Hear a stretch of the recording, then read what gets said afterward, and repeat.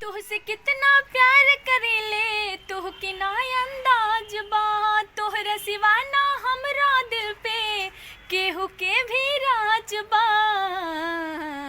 तुहसे कितना प्यार करेले तुहके ना अंदाज बा। तोहरा सिवा ना हमरा दिल पे केहू के भी राज बा।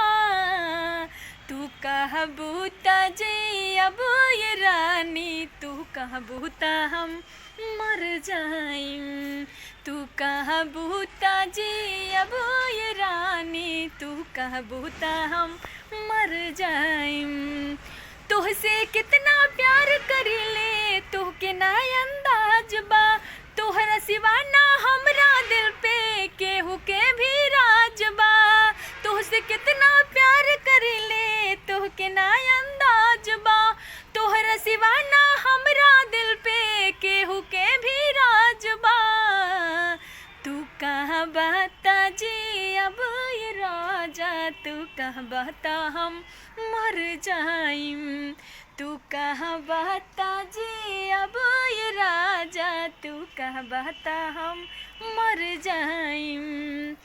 तोहरा से मिलके ऐसन होता एहसास हो, हमरा दिल के रहे रानी तोहरा तलाश हो लागेला तोहरा से जन्म जन्म के बनाता। एही से तोहरा से मिलल बा विधाता। साथ न छोड़ब कबहू तोहर इहे बा इरादा हो। कोनो मोड़ पे छोड़ब नहीं इहे बावे वादा हो।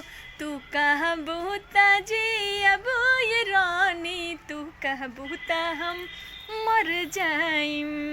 तू कहबा त जी अब ये राजा, तू कहबा त हम मर जाइम। सिर्फ तोहरे ला सजना ले ले है जनाम हो। तोहरे जिंदगी बाई तोहरे पे खत्म हो। तुहसे कितना प्यार करीले तुहके ना अंदाज बा।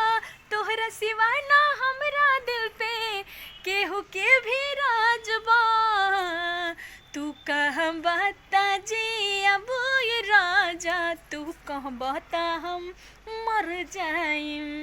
तू कहबा त जी अब ये राजा, तू कहबा त हम मर जाइम।